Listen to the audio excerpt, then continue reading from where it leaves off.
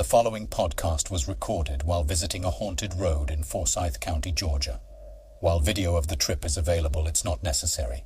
We hope you enjoy hanging out with us. Alright, so we are in Forsyth County, and currently we are driving down, what is this road? This isn't Triple Gap. No, this is Triple Gap. Well, Triple Gap? It's Triple Gap here, or is it Bettis Triple Gap and it becomes Triple Gap? I have no idea. There's Triple Gap and Bettis Triple Gap. I think it's Bettis Triple Gap here and it becomes Triple Gap. Either way, we're taking you for a tour on a haunted road. But we're passing by Jeremy's and my old high school here shortly. One of the ghost stories that takes place on this road is, I mentioned in our previous video, assumably I posted it for last week, I get chased by a supposed ghost Trans Am. And this high school is where it always starts. I think you're swinging around so they can get a view of that. So there's the high school. Right about here, after I passed where the sign is, but that sign wasn't there originally. It's dark as hell. And all these streetlights really weren't around that much either. And suddenly there's just two headlights behind me and a guy riding my butt. Not that uncommon for Forsyth County at all. But I still don't like being rear-ended. And at the time I was driving an 84 Ford Tempo, so it's not really made for impact. Actually, I think it was pretty stout. It went through a fence just fine. It did go through a fence just fine. I once drove through the school fence. But anyway, so I'm being chased by a Camaro down this road. And in order to try to shake it, I cut through Jeremy's yard in his neighborhood. I feel like it's hard to tell this story while going down the road because I feel like the story is too short for such a long stretch. It's not that long of a road. But this road itself, Booger Mountain Road, has that ghost. It has the ghost of 3 young men who may have been wrongly, I'm just going to go and say wrongly murdered. I mean, it's arguable that they actually did the thing they were accused of, but this took place in the 1800s. They were black. The town literally chased off every other black person for decades. There was a very rude sign saying N-words, stay out, for the long time on roads heading into town. It's gotten better, primarily due to times changing and old people moving out and new people moving in. But doesn't change the fact that these things happened, and if you believe in ghosts, if ghosts are real, this road and this town has a lot of them. So you got those 3 guys, and we're going to tell you a little more about them further down the road. You also got an old hermit that's supposed to have lived up in the mountains. There's a couple of caves out that way that the Native Americans had carved out, and there were rumors that there was an old hermit that was living in them and eventually haunting them. And now you can still see these caves if you go up to the park that's on Sawney Mountain now, but they put gates over them so you can't get in. Now, I've been in them. Have you ever been in those caves? I have not. They were cool. They did a great job carving them out. It was like a big dome, and around the edges were like little shelvings, like little slots where you can put stuff. All right, let's go into your neighborhood. Okay. Now, when the car was chasing me, I took a left here because my buddy Jeremy lived here, and I thought maybe if I got off the road, the main road, the guy would stop chasing me. He did not. He swung in right on my butt. So Jeremy lived in that house. Whoa. Yeah, I shouldn't be talking while driving. Lived in that house right over there. I went up this road as we're going now, and the Camaro, was it Camaro? Trans Am. The Trans Am was still right on my ass. The funny thing is, too, is he made no noise. Like, there was no, loud, obnoxious roars you normally get of cars like that from the day. It was just headlights in a dark shadow on my butt every inch of the way. Good God, I haven't been in this area in forever. I remember trick-or-treating through here as a teenager, like when I was way too old to trick-or-treat without a costume. Just holding out my hat. Remember that? Yep. All right. And then I swung over to the right.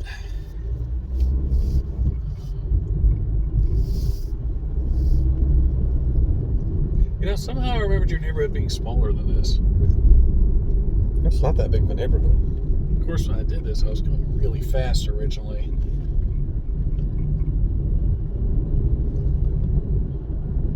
And of course, the Trans Am was still right on my ass every step of the way. And at this point in time, I was actually getting a little scared because, you know, as a teenager, and still, I had a smart mouth, and this is a very redneck town, and folks do not like nerdy, smart mouth people out this way. And I kind of thought maybe somebody had followed me from work or something like that and decided to go ahead and take out a little of aggression. And I probably would have deserved it. Hey, we should be coming up in your house at this point, or do I need to go right here? That's right. And the reason why I'm having a hard time is because I haven't done this since that original time.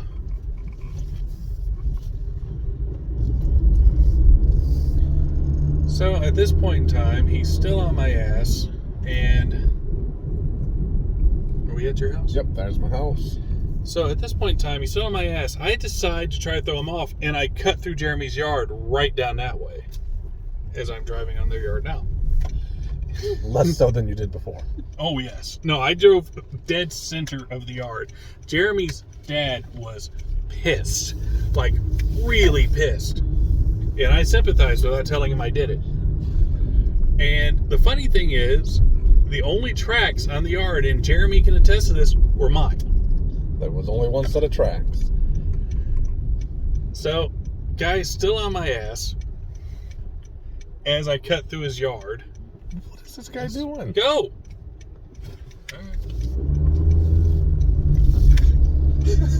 That's not how roads work, but still. So I hang a left through here. At this point, I'm just flying, and I would say around the point of the hanging tree is when the lights went out, and he was just gone. So that's that story. And I didn't know, that's the other thing is I didn't even know there was a ghost story regarding that car. I told Jeremy what had happened, and Jeremy's the one that told me the ghost story. Remember that? Mm-hmm. Now, where is the hanging tree? Like, it's around this area. Yeah, it's right at the top of this hill here. Yeah. I don't see the tree anymore, though. They probably cut it down. All right. In this area here, there used to be, and it still is, I think it's actually this hill. If you stopped, and we're not doing it because you can get rear-ended pretty easily, in this area, and you put your car in neutral, your car will appear to roll uphill. Like backwards uphill. It's not rolling uphill, it's an optical illusion. But it's caused a lot of people to believe that the ghosts of the men that were unfairly lynched and murdered here, they believe that they're pushing you up the hill. And some people took that story even a little further and said if you hit the top of the hill, was it like 3 of your best friends or something would die? Like, it was a weird number. I thought it was you, but yeah, somebody would die. And, which nobody believes it because every single one of us at one point in time has rolled up that hill. I know we have in my tempo once. More than once. Yeah. Another story, not ghost related. I was driving home from work yet another day, and a car passes me on this road. Now, back in the day, this road, which is curvy as hell already, was dirt and gravel. This was not the best road to ride on. People die on this road all the time. But this guy passes me, and then another car starts riding my ass. And yet a third car pulls up on my driver's side door. And all three of them stop, making me stop. And again, I'm thinking, okay, well, I've pissed off a lot of people. I guess I'm going to get a beat down today on Booger Mountain Road. Now, I roll down my window, and this kid looks out at me. And I say kid, he's probably about my age at the time. But he looks out at me and goes, "Hey, do you know where that hill is where you can roll backwards up the hill?" Now, we are in Forsyth County. It's gotten, a little more modern, I guess, but back then it was super backwoods. And stopping somebody like that on these roads will get you shot. Luckily, they just happened to stop a little nerdy guy who did not have a gun. But you can ask Jeremy, around here, stopping somebody like that will not end well for you. Not a good idea. And I let them know that. And then I told them where the hill was. And if I wasn't so mad at them at the time, so tired from work, I would have offered to go with them because they had a lot of cute girls in those cars. But now we're heading up towards the end of the road. Dun, dun, dun. Hey, you remember when we shot through this red light? Oh, It wasn't even a red light time. It was just a stop sign. It was a stop sign, and that was when your brakes weren't working. Yeah, we were, my old Ford Tempo, the same car where all these stories take place in, had brake problems. I had picked them up for school, but I had forgotten something, so we swung by to go head back towards my house, which is down the road. A guy I think sang out with us, Jason, started screaming at me about how I was going too fast. That's when I told him, "Well, Jason, the brakes are to the floor." And they were. My brakes had gone out, and I was trying to pump fluid back in there to get my brakes to start working again. And they did work right after we shot through the stop sign. And they worked fine for the rest of the drive to school. Then there was that other day where I might have been driving a little too fast in the parking lot in high school, and then the brakes didn't work, and I drove through a fence. And I thought for sure I was screwed this time. Like, I was so certain that my luck was just up. And one of the coaches at the high school, Coach Colley, I think it was, just looks at me as I walk by him and says, "Well, you didn't quite stop that time, did you?" I had to leave my car with its front end sticking out of the fence because the reverse didn't work. Like, the whole car just went foobar for some unknown reason. And then when school was over and I went back out to get my car, everything worked fine. Reverse worked. So the kids that were out in the football field practicing soccer got to see this Ford Tempo back out of a wooden fence, tearing down planks of wood as it does it.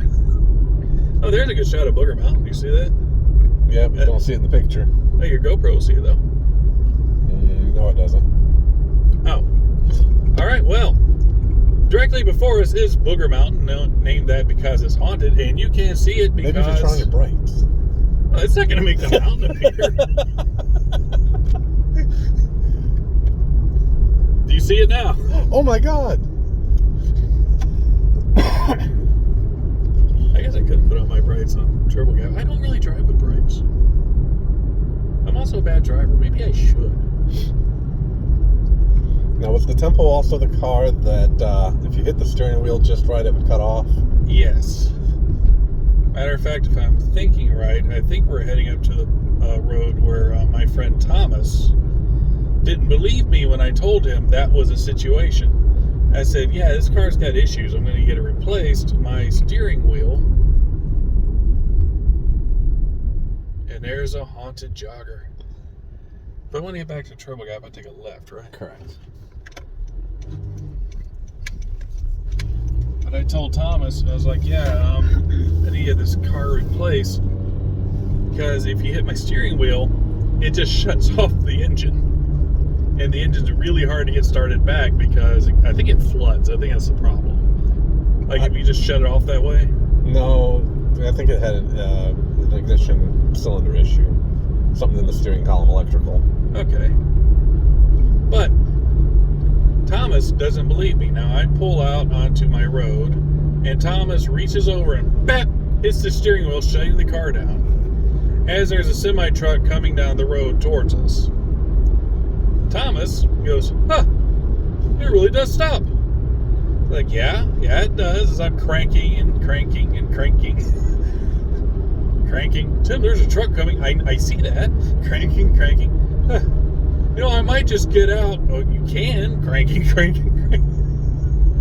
Finally it starts and we get going pretty good. Oh, God, I didn't think we had so many driving stories. Oh, we got a ton of driving stories. Ross almost sideswiping that cop. Oh, he'd kill us if we told that story. Oh, he'd kill us for a lot of his car stories. What better reason to put him in? That is true. All right, so we're going to take you up the other way up Triple Gap Road. I don't know. I think we've said everything there is to really be said about this road. Like, there are other stories, like the young woman that was supposed to be raped and murdered is also supposed to be wandering up and down this road. It's basically a lady in a white dress story. Like, every town has one of those. I'll be honest with you, with the exception of the Trans Am, I haven't really experienced much unusual things on this road. And I used to drive this road a lot. Like, it would actually be shorter if I didn't take this road when I was younger. I just like the curves. And also, I spent a lot amount of time at, like, Jeremy's house back then, too. Yeah, the speed limit on this road is 25, and it's a whole lot of fun at 55. And if you don't have any brakes, it's scary at 75. God, Jason was just screaming that entire time. Made it really hard to think. Also, I think he made us play Chug-a-Lug, so we would have died to Chug-a-Lug. Yeah, that does sound like something he would have made us listen to. He made us play that so much. He tried to make it sound as if it was our theme, and everybody but him hated that damn album. And I like parody music, you know what I mean? Does it make you want to holler Heidi Ho? Burns the tummy, don't you know? Yeah, I know the words. You know why? Thanks. Just say thanks. Thank you, Jason. Yeah, now they turned all this into a park now. So, is it a haunted park? Theoretically. I know there's supposed to be like several natives and stuff. I guess I can cut on my brides. Is that better on your end? Not really. You get a better view of the stripes. I was going to say, at least you can kind of tell how curvy the road is, but yeah, not a huge difference.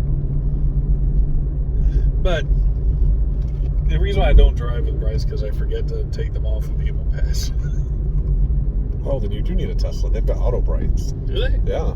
You know, they're getting more affordable now.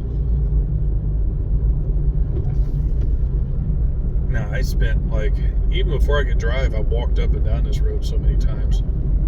I met Mike in this road. You did. Because he ran his car off the road. He did. Because he was driving too fast on it, like we all like to do. Just not as good a driver as me, apparently. Oh, he would hate that. Good thing he doesn't watch our stuff, huh? I mean, when you think about the number of police cars. Mikey did have a story, though. He said that he saw strange lights on this road. Aliens? Probably. It's got to be aliens. You know what? Not related to this road, but I used to do a lot of construction work, and I would find myself at job sites without a ride back whenever cars were like broken down or something like that. Ross offered to pick me up once, and then we got lost driving back from a work site. So I turned around in in just a random house. I had another car directly in front of us. Now, anytime Ross would see something that was strange or that frightened him a little bit, Ross made it a point never to talk about it. In front of us, inside the car, were two translucent people looking back. And by translucent, I mean they were there, but you can also see the seat they were sitting in. And I was like, Ross, do you see? No, I don't. I don't see that. Neither do you. We're not talking about it. put it in reverse, back away, drive. Now, I'm sure there's a logical explanation, like maybe a Pepper's Ghost type situation where the reflection was hitting just right. But man, I will never forget Ross's reaction to that. It was gold. So I think we're about to end our tour of Triple Gap Road. Booger Mountain. Booger Mountain Road, an old word for ghosts in the Appalachian area. Booger, hate. Ghost, I guess, spirit. I don't know, are there any other old southern words for ghosts? No. Ghost. Honestly, I'm from Rockmore, which is about as like backwoods and country as you can get. And I'd never heard booger for ghost before. That was a first for me moving here. Haint, I knew. You know what I mean? Right. But booger. That is a snotty ghost. I guess you can call Slimer a booger. He's definitely boogery. So, Snot. So anybody want to add anything? Sherry, do you have any ghosty stories you want to chime in with? Since I doubt we're going to be making it to Michigan. No. Michigan doesn't have any good ghost stories. What was that? Michigan doesn't have any good ghost stories. Actually, there's a lot of ghost stuff in Michigan. Sherry doesn't do ghost stuff. Sherry is ghost stuff. How about you, Jay? Any stories? Oh, that house. We didn't even mention this when we passed by your house. No, we talked about that. We talked about that in the last video. Okay, well, in the last video, that house that we passed by, even though you couldn't see it because it's dark, probably should have done this during the day. Time did not permit. But in the last video, all that stuff that we talked about happening at Jeremy's house was that house with the lawn I drove through. So, may your Father who's in heaven forgive me for driving through his lawn. Although he might be a new ghost on Booger Mountain because he overheard it. No, he's just going to haunt you. Ah, damn it. He's going to be sitting on his boxers on my couch. You're going to get home, there's going to be somebody drove through your yard. I think I'm going to notice.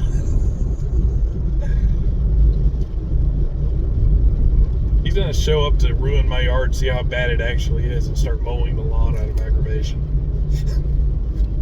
No, I think truly you'd more likely find him in his underwear on your couch. That is how I first met him. Not on my couch, but remember that? You were like, hey, Come over after work. yeah, come on over after work. We'll hang out. I don't get off till late. That's fine. Show up, knock on your door. Your dad in his boxers, pissed off as hell. I woke him up. In my defense, we were still up. We were just in my room and couldn't hear the door. And he was asleep on the couch in his boxers. All right. Who the hell are you? So, you ready to call it? Sure. So, everybody, thank you for listening. If you've made it this far, how long is this video? Right now we're at 23 minutes. All right, so I'm guessing this isn't going to be a short. I didn't think it would be. Might be able to make a couple shorts out of it. Oh, that's true. But, you want to get a Grimace milkshake? Okay. All right, I'll go get us a Grimace milkshake. Sherry, Grimace milkshake? No room. She'll have a sip of mine. Now, this is going to be the first video I put up in a while where it's actually my voice and not angry British AI guy. What's really going to be funny is when this is put out in October and we're drinking Grimace milkshakes from the summer. Oh, yeah. That's all right. We can cut out the Grimace milkshake part. You know what we should have done? Recorded this when the McRibs are still around. Just drove around eating McRibs completely unexplained. Alright, but yeah, like, subscribe, do the things. Ring the bell. Turn on your notifications. Wait by the computer or phone, however you take this information in for our next video. And thank you guys for like sticking through this, and for our subscribers who have been keeping up and watching and stuff, thank you a lot. And for the people that have been like waiting for me to post videos and immediately clicking dislike, screw you, jerk face. Jeremy, I told you to stop doing that. Jeremy. But I comment. I don't click. I comment. He gets his up thumb and down thumb confused. Down thumb's good, right? Well, I'm dyslexic, so down looks up. I'm dyslexic, and I assure you it does not work that way. It's usually the left and right that gets confusing. Are you sure by dyslexia you don't mean dumb? They both start with D, so maybe. Yeah, okay. But yeah, that's it. Jay, anything you want to add? Good night. Good night. After the recording, our heroes went to enjoy a nice, healthy Grimace shake at McDonald's. Tim then promptly got lost driving around his own hometown. Please enjoy some bonus content about the Grimace. In 1971, a horrific four-armed creature appeared in the local restaurants and nightmares of children. He took joy in stealing drinks from thirsty children and occasionally jailing them in his weird purple body. In 1973, the beast was brought down by a sadistic clown. The creature would return to public life nicer, kinder.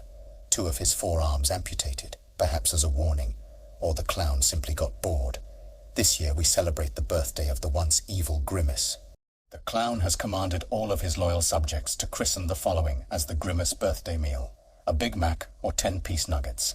The Big Mac is to remind the Grimace who's bigger. The nuggets, an excuse to use dipping sauce. Both come with fries, and they're delicious. Disagree? Suck it. The meal also comes with a purple milkshake. The shake tastes like 1980s purple flavor mixed into a shake. For those unfortunate enough to not exist in the 80s, it's a berry grapish flavor that's been soaked in sickly sweet chemicals. Coincidentally, the Grimace bleeds 80s purple flavor. Happy birthday, Grimace. We shall eat of your nuggets and drink of your blood. We will remember your proud origins as a fierce creature of nightmare. Happy birthday, you purple beautiful posterior plug.